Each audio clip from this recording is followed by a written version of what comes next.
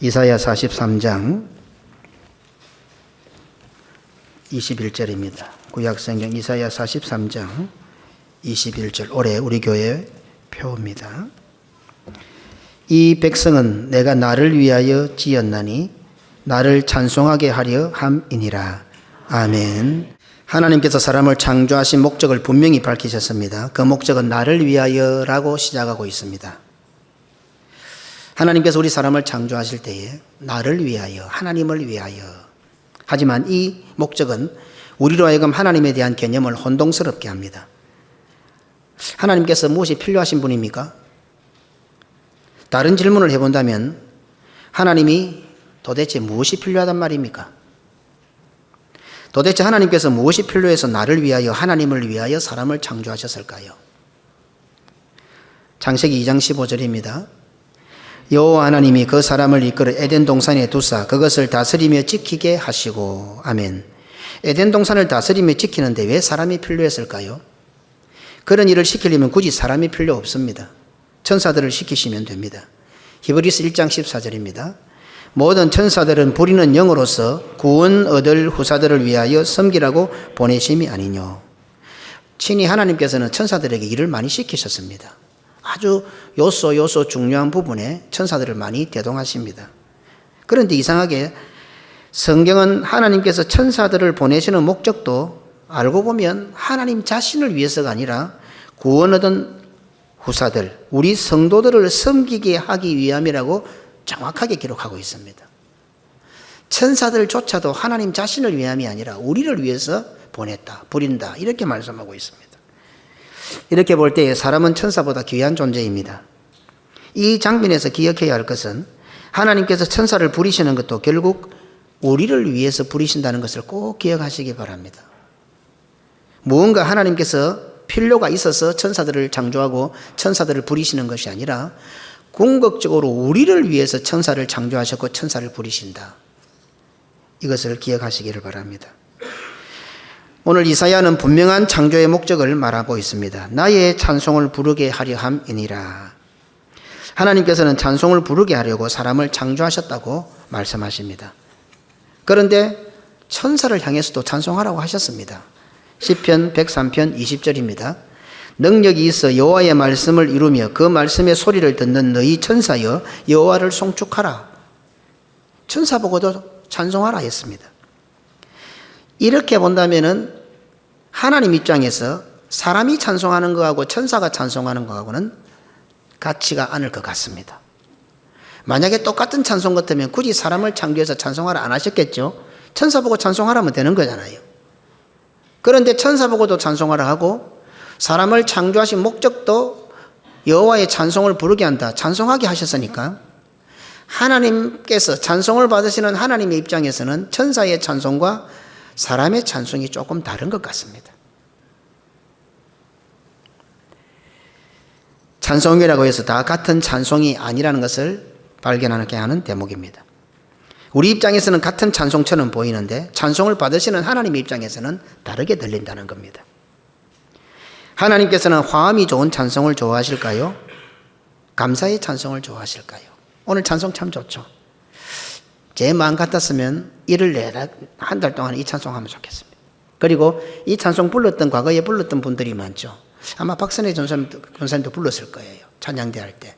이런 분들이 다 나와서 함께 부르면 좋겠어. 일을 한 달 동안은. 옛날에 이 찬송을 불러보셨던 분들은 다 오셔서 굳이 찬양대 가운 안 입어도 됩니다.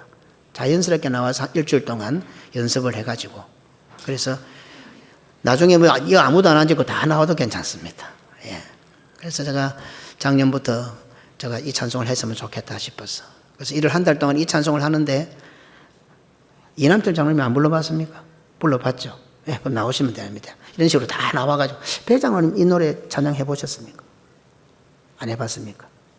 기억이 안 납니까? 있을 겁니다. 누구든지 나와서 이 찬송을 한 달 동안은 다 같이 했으면 좋겠다. 그래 싶은 생각이 있습니다. 오늘 맥락과 같습니다. 하나님께서는 화음이 좋은 찬송을 좋아하실까요? 감사하는 마음으로 부르는 찬송을 좋아하실까요? 화음도 좋고 정성도 들어가고 감사하는 마음으로 찬송하면 하나님께서 매우 좋아하실 것 같습니다.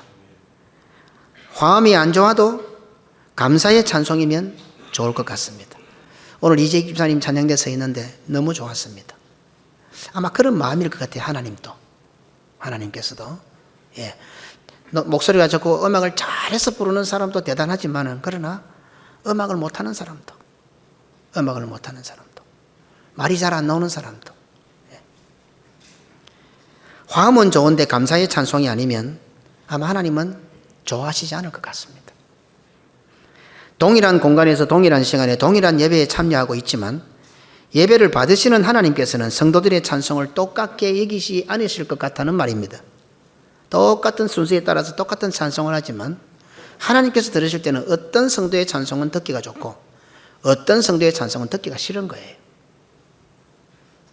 똑같은 곡조를 부르는데 말입니다. 또 한 가지, 액면으로 볼 때에 우리의 찬송이 좋을 것 같습니까? 천사가 부르는 찬송이 좋을 것 같습니까? 성경은 분명히 밝힙니다. 하나님께서 사람을 창조하신 목적은 하나님을 위하여, 우리를 위하는 것이 아니고, 그리고 하나님께서 사람을 창조하신 목적은 하나님의 찬송을 부르게 하기 위함이라고 성경은 말씀합니다. 사람의 찬송과 천사의 찬송이 어떻게 다를까요? 우리가 그냥 생각해도 천사의 찬송이 훨씬 아름다울 것 같습니까? 우리가 볼 때도 우리의 찬송은 천사의 찬송과 비교도 되지 않을 것 같은데 왜 하나님께서는 천사의 찬송보다 우리의 찬송을 더 듣고 싶어 하실까요? 히브리서 기자는 천사를 다음과 같이 정의합니다. 모든 천사들은 부리는 영으로서 부린다. 천사는 하나님께서 부리시는 존재들입니다. 하지만 사람은 하나님께서 부리시는 존재가 아닙니다. 천사는 부리는 종이기 때문에 시키면 시키는 대로 합니다. 하지만 사람은 부리는 종이 아니기 때문에 시키면 할 수도 있고 시키는데도 안 할 수도 있습니다. 우리 성도들 마찬가지입니다. 시키는 대로 하는 사람을 순종한다 그럽니다. 그건 시키는 대로 안 하는 사람들이 있습니다. 교회 성도들 가운데 불순종한다 그럽니다. 천사는 시키면 시키는 대로 합니다. 사람은 시키면 시키는 대로 할 수도 있고 시키는데도 안 할 수도 있습니다. 천사는 부리는 종이기에 시키면 하고 시켜서 한다고 해도 그것은 당연한 겁니다. 예, 부리는 종이기 때문에. 그러니 시키면 할 수도 있고 하지 않을 수도 있는 사람이 찬송한다는 것은 부리는 종인 천사가 찬송하는 것과는 차원이 다릅니다. 사람은 비록 시켜서 한다고 해도 그 속에는 순종과 자원함이 깔려 있습니다. 천사는 종이기 때문에 시킨 대로 하지만 사람은 시키면 하도 되고 또 안 할 수도 있거든요. 그러면 순종한다는 말이 뭡니까? 찬송한다는 말이 말입니까? 그 속에 순종한다는 마음이니까 그냥 찬송을 하지만은 하나님의 말씀에 순종이 깔려 있는 겁니다. 그리고 자원함이 깔려 있는 겁니다. 그래서 어떻습니까? 찬송을 부르기는 부르는데 억지로 찬송을 하면 마지못해서 산다고 합니다. 찬송을 하긴 하지만 그 속에 순종하는 마음이 없고 감사하는 마음이 없으면 억지로 부르는 게 됩니다. 그래서 이번 찬송을 하는데 그 속에 실상은 마음이 어떻습니까? 원망과 불평이 깔려 있는 겁니다. 이게 천사들과 사람이 다른 겁니다. 천사는 찬송 부르라면 부르고 부르지 말라면 안 부르면 되는데 사람은 어떻습니까? 찬송 부르는데 다 부르기는 부르는데 그 속에 감사와 순종이 깔려 있으면 하나님께서 기뻐 받으시는 것이지만 입으로는 찬송을 부르는데 그 속에 원망과 불평이 깔려 있는 거예요. 하나님께서 안 받으시는 거죠. 스위치를 켜면 불이 오도록 되어 있습니다. 지금 스위치 끄면 다 불이 갈 겁니다. 스위치를 켜서 불이 왔다고 스위치가 순종했다고 말하지 않습니다. 스위치를 켰는데 불이 안 왔다고 해서 스위치가 원망한다 이렇게 표현하지 않습니다. 전구를 갈면 되고 고장난 것을 고치면 됩니다. 그런데 사람이 하는 찬송은 똑같은 찬송을 하는데 하나님이 들으실 때 순종의 찬송이 될 수가 있고 불순종, 원망이 될 수도 있습니다. 사람이 드리는 예배는 똑같은 예배를 드리는데 믿음, 순종의 예배가 될 수도 있고 불순종과 반역의 예배도 될 수 있습니다. 스위치는 켰다고 불이 와서 순종했다 안 하잖아요. 그런데 우리는 찬양하면 순종했다고 하는 겁니다. 찬양하자고 해도 안 하고 입 다물고 있으면 그건 불순종했다고 합니다. 다르죠, 차원이. 천사와 사람이 다른 차원이 여기에 있습니다. 이것을 신학적 용어로 또 우리는 쉽게 인간이 하나님으로부터 받은 선물, 자유의지라고 합니다. 하나님께서 창조하신 피조물 중에서 유일하게 하나님의 형상을 따라 하나님의 모양대로 창조된 피조물이 사람입니다. 이 말은 사람은 하나님의 속성을 닮았다는 겁니다. 창조의 속성을 가지고 우리 속에 하나님께서 창조하신 거예요. 쉽게 우리는 이것을 하나님의 성품을 가졌다 이렇게 표현합니다. 여러 가지가 있지만 이 창조의 기능이 있는 거죠. 사람에게는 창조의 기능. 그래서 지금 우주도 정복하고 복제인간도 만들려고 하고 이 창조의 기능이 우리 속에 들어있는. 왜 이게 어디서 왔습니까? 하나님께로부터 온 거예요. 이게 자유의지와 다 맞물리는 거죠. 자녀가 부모의 유전인자를 타고나듯이 그냥 단순히 닮은 것이 아니라 하나님의 DNA, 하나님의 성품을 타고난 것입니다. 하나님께서는 그 성품을 변함없이 우리를 사용하시는데 사랑하시는데 사용하고 있습니다. 그러니까 어떻습니까? 그 유전인자 DNA가 하나님께도 있고 우리한테도 있습니다. 그 창조의 DNA가 하나님께도 있고 우리에게도 있습니다. 그런데 똑같은 DNA인데 하나님은 그 DNA 자유의지를 변함없이 우리를 사랑하는 데 사용하고 있습니다. 그런데 그 하나님의 성품을 그 DNA 자유의지를 우리도 받았는데 우리는 하나님과 반대로 선악과 따먹는 그 시간부터 해서 지금까지 하나님을 거역하고 불순종하는 데 사용하고 있습니다. 똑같은 자유의지인데 하나님 왜 그래 나를 사랑하시지요? 하나님의 자유의지입니다. 그게. 자기 아들을 주시면서까지 우리를 사랑하신다. 하나님의 자유의지입니다. 하나님은 그 성품, 그 의지를 우리를 사랑하시는데 전적으로 사용하시는데 똑같은 자유의지를 받아서 우리는 선악과 따먹고 하나님을 거역하고 조금만 기분 나쁘고 수틀려도 불순종하고 원망 불평하는데 사용하고 있다 이 말입니다.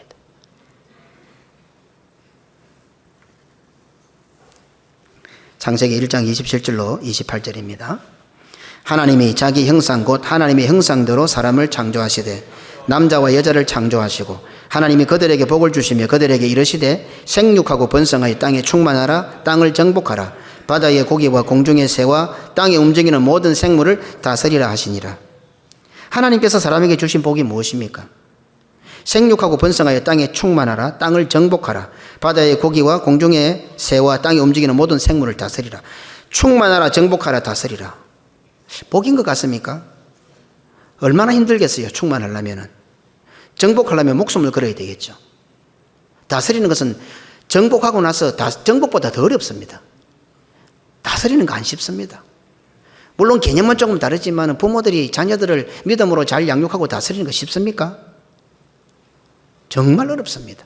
놓는 것보다 더 힘듭니다. 어떻습니까? 이게 복입니까? 사명인 것 같지 않습니까?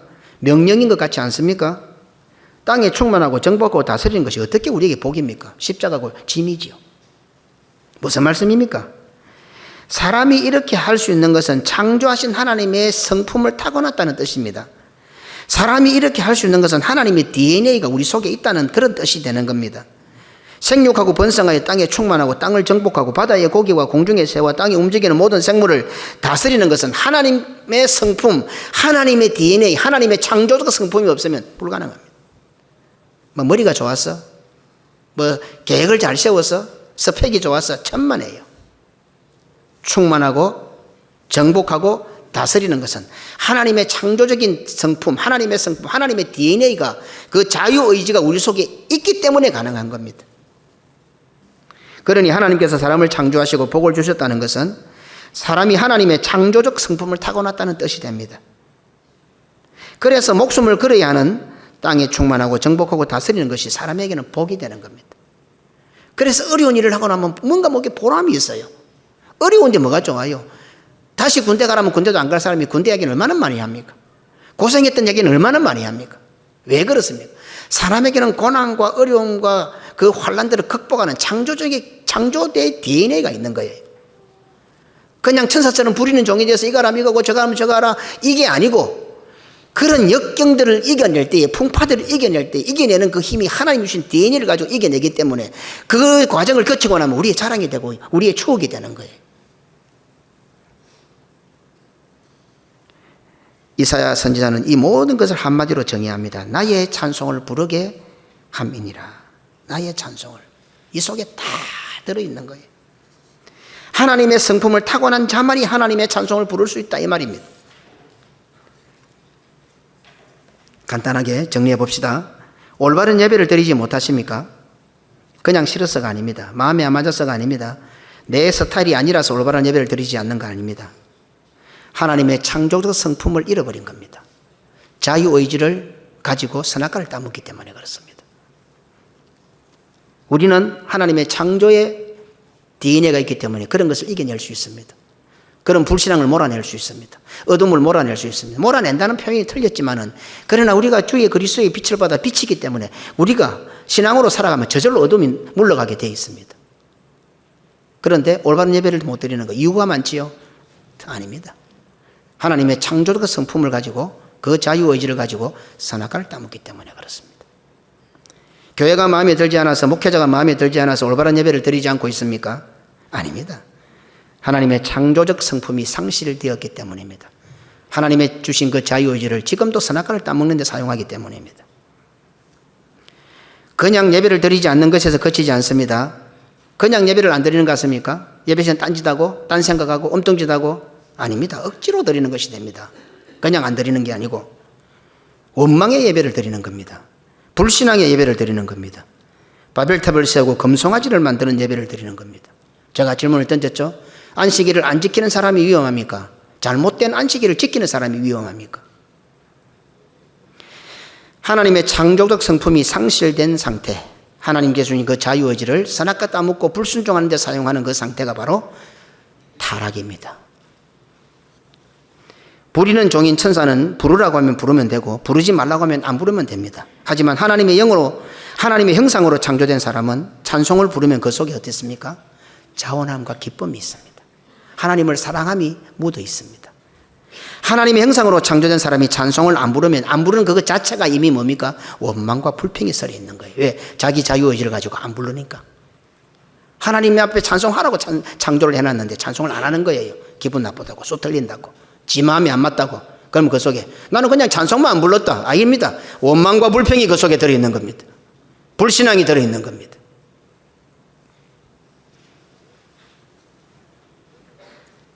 그럼 어떻습니까? 원망과 불신앙으로 찬송할 수밖에 없잖아요. 왜? 예배전에 찬송 다 불러야 되니까. 타락입니다. 이번 찬송을 부르는데 타락이 되어 있는 겁니다. 희한하지요. 아예 밖에 나서 엉망진창 사는 것을 타락이라고 한다면 이해가 쉽지만은 교회하고 주를 지키고 찬송 부르는데 타락한 상태로 있으면 얼마나 불쌍합니까? 올 한 해는 그런 상도가 없어야 됩니다. 주일날 나왔는데 예배 드리는데 찬송 부르는데 말씀 듣는데 타락의 상태로 떨어져 있으면 안 된다 이 말입니다. 제가 지금 어려운 설교를 안 하죠. 예, 최대한 모든 분들이 알아듣기시게 제가 풀어나가고 있습니다. 성도들이 신앙생활하면서 너무도 쉽게 착각하는 부분이 어떤 의미에서는 찬송 이 부분인 것 같습니다. 물론 찬송을 광의로 해석을 하면 다 들어가지만 찬송 하나만 보고도 그렇습니다. 어떻게 찬송합니까? 자신이 은혜 받기 위해서 찬송합니다. 자신이 은혜를 받았기에 찬송을 합니다. 자신이 외롭고 힘들어서 찬송합니다. 그게 뭡니까? 자기 마음대로 찬송할 수 있다고 생각하는 거예요. 반대로 자기 마음대로 찬송하지 않을 수 있다고 생각하는 거예요. 금방 두 손 들고 눈물을 철철 흘리면서 찬송하다가도 조금만 기분 나쁘면 이 딱 다물어 버립니다. 자기가 찬송도 할 수 있고 안 할 수도 있는 거죠. 어떻게 하세요? 그게 찬송이 맞습니까? 그게 신앙생활이 맞습니까? 그게 예수 믿는 게 맞습니까?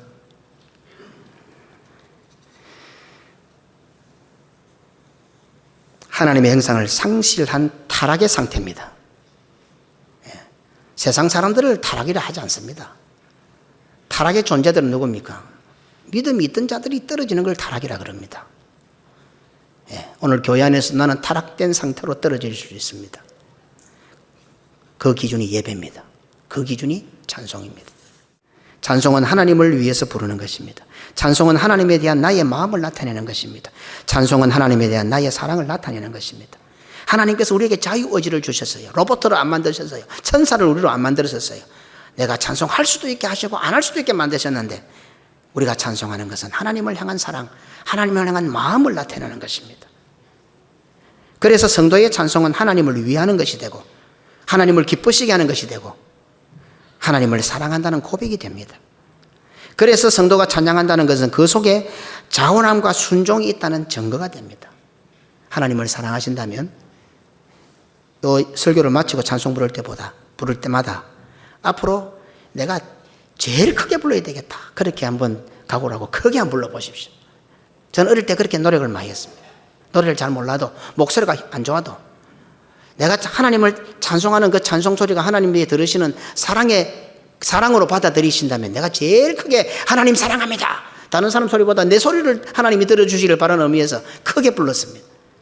그래서 제가 찬송을 부르는 좀 크게 부르는 습관이 붙어 있습니다. 앞에 나와서도 예배 시작할 때 손 들고 부를 때 좀 더 크게는 찬송을 어릴 때부터 그렇게 불렀기 때문에 지금부터 습관을 한번 바꿔보십시오. 입만 딸싹딸싹 하지 말고 사랑합니다. 사랑합니다. 하나님이 주디를 탁 집어 부를 것 같아 내 생각에는.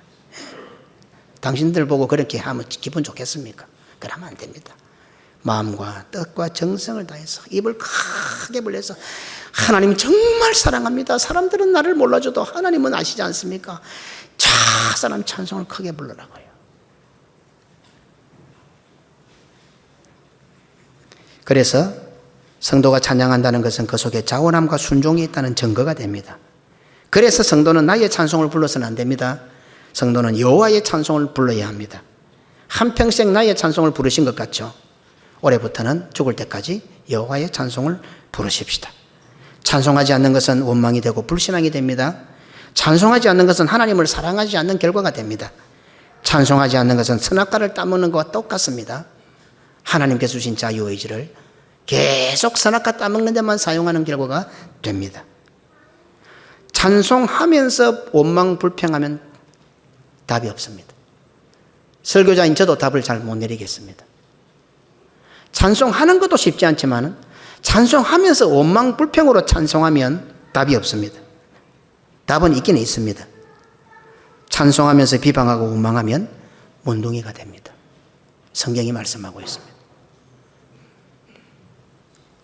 홍해를 건너고 출애굽하고 구원의 복을 받았으면서도 미리암이 비방했을 때, 원망했을 때 하나님은 그 미리암을 문둥이로 만드셨습니다. 찬송하면서 비방하고 원망하면 문둥이가 되는 답밖에 없습니다. 2025년 새해뿐 아니라 평생토록 이제부터 여호와의 찬송을 부르는 복된 성도들이 되시기를 주님의 이름으로 축원합니다. 아멘.